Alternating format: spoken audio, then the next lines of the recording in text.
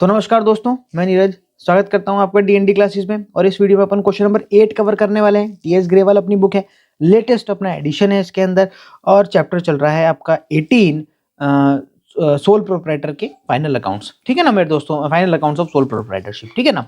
अब यहाँ पर देखो क्वेश्चन नंबर 8 में क्या बोल रहा है। From the following balance are in the trial balance of a firm as 31 मार्च 2024। 31 मार्च 2024 के अपन को ट्रायल बैलेंस बनाने की कह रहा है भैया। बना देंगे ना। देखो आपको मैं फटाफट से यहाँ पर टी शेप बना देता हूँ, आप ढंग से बनाना।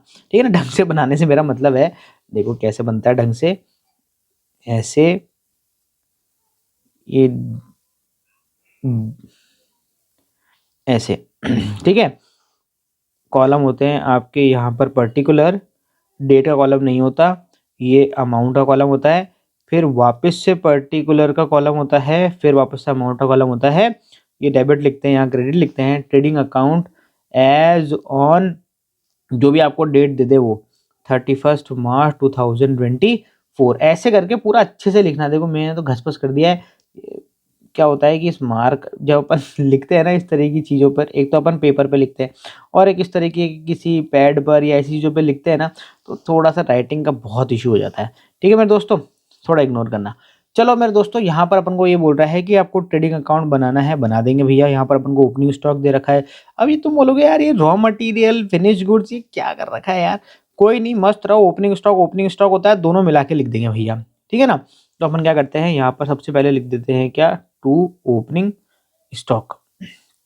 और एक काम करो, दोनों को मिला के लिख दो, रॉ मटेरियल भी ले लो और फिनिश गुड्स भी ले लो, दोनों का स्टॉक। चाहो तो दोनों को अलग अलग करके भी दिखा सकते हो, पर आएगा इसी साइड में, ओपनिंग स्टॉक डेबिट साइड में ही आएगा। चाहो तो अलग अलग करके दिखाओ, चाहो तो मिला के दिखाओ। क्यों फालतू टाइम बर्बाद करना, मिला के दिखा दो। अब यहाँ पर क्या आ रहा है भैया, परचेज। अब परचेज अपन क्या कर लेते हैं, यहाँ पर लिख लेते हैं भैया टू परचेज। अब अपन ने परचेज लिखा तो है, पर परचेज में ध्यान दे लेना कि कहीं कोई रिटर्न वगैरह तो नहीं है। तो परचेज आपकी कितनी दे रखी है, 7 लाख रुपए की परचेज मेरे को दिख रही है, या नहीं 3,60,000 रुपए की परचेज है। थोड़ा ऊपर नीचे हो रखा है ये। 80,000 रुपीज का रॉ मटेरियल है, फिनिश गुड्स आपकी 1,40,000 रुपए की। ये मैं देखो इसे लाइन खींच देता हूँ, एक काम करता हूँ। ये तो हो गया आपका 80,000, ये हो गया आपका 1,40,000। परचेज की अगर मैं बात करूँ तो हो जाएगी 3,60,000 रुपये। सेल्स की अगर बात करूँगा तो हो जाएगी 7 लाख।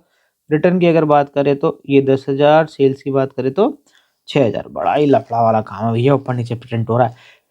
चलो, तो यहाँ पर हम परचेज लिख देते हैं। परचेज आ गई अपनी 3,60,000 रुपये की। अपन को अंदर इसलिए लिखना पड़ रहा है क्योंकि यहाँ पर रिटर्न भी है। परचेज रिटर्न देखो ये दे रखा है ना, परचेज रिटर्न ये दे रखा है। परचेज रिटर्न यहाँ पर ये 10,000 रुपये। तो अपन को क्या करना पड़ेगा, ये परचेज रिटर्न यहाँ पर 10,000 रुपये माइनस करने पड़ेंगे। बाहर चला जाएगा 3,50,000 रुपये। अब क्या करने का है, आगे बढ़ने का है और क्या करने का है। सेल्स दे रखी है। सेल्स आपको पता है किस तरफ आती है, क्रेडिट साइड में आती है। तो अपन यहाँ पर क्या कर देंगे, बाय, और यहाँ पर लिख देंगे मेरे दोस्तों सेल्स। और सेल्स यहाँ पर लिखना है मेरे दोस्तों अंदर, क्योंकि सेल्स का भी क्या दे रखा है, रिटर्न दे रखा है। तो अपन को सेल्स रिटर्न क्या करना पड़ेगा, माइनस करना पड़ेगा, जो कि कितना दे रखा है मेरे दोस्तों, 6,000 रुपये दे रखा है। तो 7 लाख में अगर 6,000 माइनस कर देंगे तो कितना आ जाएगा, 6,94,000 रुपीज़। क्या बोल रहा हूँ मैं भी, हैं 6,94,000 रुपीज़ आ जाएंगे आपके यहाँ पर सेल्स। आगे बढ़ते हैं भैया। अब बारी आती है यहाँ पर वेजेस और फ्राइट की। तो देखो वेजेस कितना दे रखा है, ये भी लाइन खींच देते हैं। 1,30,000 रुपये वेजेस के दे रखे भैया। वेजेस क्या हो गया आपका, डायरेक्ट एक्सपेंस हो गया। तो अपन डायरेक्ट एक्सपेंस कहाँ पर लिखते हैं, ट्रेडिंग अकाउंट में ही लिखते हैं। दो तरह के एक्सपेंस होते हैं, डायरेक्ट एक्सपेंस होता है, इनडायरेक्ट एक्सपेंस होता है। ट्रेडिंग अकाउंट में अपन कौन सा एक्सपेंस लिखते हैं, डायरेक्ट एक्सपेंस लिखते हैं। और इनडायरेक्ट एक्सपेंस कहाँ पर जाते हैं, P&L अकाउंट में। अब ये जो फैक्ट्री एक्सपेंस है, ये फैक्ट्री एक्सपेंस भी क्या है, डायरेक्ट एक्सपेंस है। अब आप बोलोगे सर कैसे पता पड़ेगा डायरेक्ट एक्सपेंस और इनडायरेक्ट एक्सपेंस का। तो आप एक काम करो, क्वेश्चन नंबर 2 जाके देखो, सेकंड का जो वीडियो है उसमें जाके देखो। उसमें मैंने बताया है कि किसको अपन डायरेक्ट एक्सपेंस बोलेंगे और किसको इनडायरेक्ट एक्सपेंस बोलेंगे। वैसे मैं एक बात बताऊँ आपको, 5-6 ही है जो आपके रिपीट हो के आते हैं एज ए डायरेक्ट एक्सपेंस। उन 5-6 को याद कर लो। उसके अलावा जितने भी एक्सपेंस हैं वो सारे क्या है, इनडायरेक्ट एक्सपेंस है। कोई भी नया एक्सपेंस आ जाए जिसका नाम तुमने सुना नहीं हो, तो उसको किस में डाल देना, इनडायरेक्ट एक्सपेंस में डाल देना। डायरेक्ट एक्सपेंस के तो 5-6 आइटम फिक्स है। इसके बाद में हम देखो फ्राइट की बात करते हैं। अब यहाँ पर फ्राइट 2 है।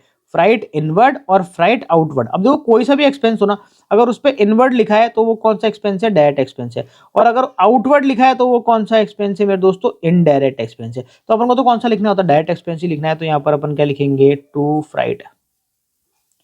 कितना है भैया डायरेक्ट एक्सपेंस वाले, सिर्फ डायरेक्ट डायरेक्ट वाला लेंगे, इनडायरेक्ट नहीं लेंगे, 20,000 रुपए।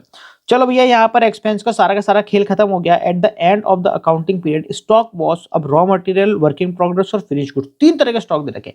अरे छड्डो यार, कोई दिक्कत वाली बात नहीं है। क्या करना है अपन को, तो तीनों जोड़ दो, क्या दिक्कत है, जैसे वहां पर 2 जोड़े थे ना, यहाँ पर तीनों को जोड़ देंगे। तो क्या लिखेंगे मेरे दोस्तों, यहाँ पर आ जाएगा 70,000 प्लस 20,000 90,000 प्लस 1,00,000 10,000 90 प्लस 1 10 2,00,000। तो यहाँ पर 2,00,000 का क्या गया, क्लोजिंग स्टॉक आ गया। सारे के सारे आइटम खत्म है भैया। अब तो क्या लगाना है, टोटल लगाना है और बैलेंस निकालना है, देखेंगे कि प्रॉफिट हो रहा है या लॉस हो रहा है। तो फटाफट से क्रेडिट साइड की मेरे को ज़्यादा दिख रही है टोटल, तो मैं क्रेडिट साइड की लगाता हूँ। 6,94,000 यहाँ पर दिख रहा है, उसके बाद में 2,00,000 रुपये भी नज़र आ रहा है, तो आ जाएगा कितना, 8,94,000 रुपीज़ यहाँ पर आ गए। यहाँ पर भी कितना लिख देंगे, 8,94,000 रुपीज़ लिख देंगे। अब क्या करते हैं, देखो अपन डेबिट साइड टोटल लगाते हैं, 2,20,000 प्लस 3,50,000 प्लस 1,30,000 प्लस 90,000 प्लस 20,000। तो मेरे दोस्तों 8,10,000 रुपये टोटल आ रही है किधर की, डेबिट साइड की। पर हमें लानी कितनी है, 8,94,000 लेके आनी है। तो मैं क्या करता हूँ, माइनस कर देता हूँ, 8,94,000 में इसको माइनस कर दूंगा तो 84,000 रुपीज़ मुझे यहाँ पर और लिखने पड़ेंगे। तो मेरी इधर की टोटल भी कितनी आ जाएगी, 8,94,000 आ जाएगी। और ये जो 84,000 हमने लिखा है, यही क्या है, इसका बैलेंस, और इसे ही हम क्या बोलेंगे, टू ग्रॉस प्रॉफिट। और ये आपका निकला कैसे, बैलेंसिंग फिगर से। तो यहाँ पर आपका एक और बेहतरीन सा ट्रेडिंग अकाउंट का क्वेश्चन यहाँ पर खत्म होता है। मेरे दोस्तों कंफ्यूज मत होना, ये छोटी छोटी चीज़ें हैं यहाँ पर आपको रॉ मटेरियल, फिनिश गुड्स, इस तरह की चीज़ें दे रखी है। जो भी ओपनिंग है उन सबको जोड़ दो, और जो क्लोजिंग है उन सबको जोड़ दो, तो आपका ओपनिंग और क्लोजिंग यहाँ पर आ जाएगा। एक चीज़ और ध्यान रखना, एक्सपेंसेस के अंदर किसी भी एक्सपेंस का नाम लिखा हो और अगर इनवर्ड लिखा हो उसके बाद में, तो उसका मतलब वो डायरेक्ट है। और अगर किसी का भी नाम लिखा हो और बाद में आउटवर्ड लिखा हो, तो वो क्या है, मतलब आपका इनडायरेक्ट एक्सपेंस है। कई बार ऐसा होता है, जैसे देखो यहाँ पर वेजेस है, वेजेस, ये वेजेस है ना, आप बार बार पढ़ रहे हो, हर क्वेश्चन में आपने देखा कि वेजेस कैसे एक्सपेंस है, डायरेक्ट एक्सपेंस है। पर अगर वेजेस के बाद में अगर आउटवर्ड लिखा गया, तो भी वो आपको ट्रेडिंग में वहां पर नहीं लिखना है, वो किस में जाएगा, पेनल में जाएगा। तो यहाँ पर एक और क्वेश्चन आपका खत्म हो गया है।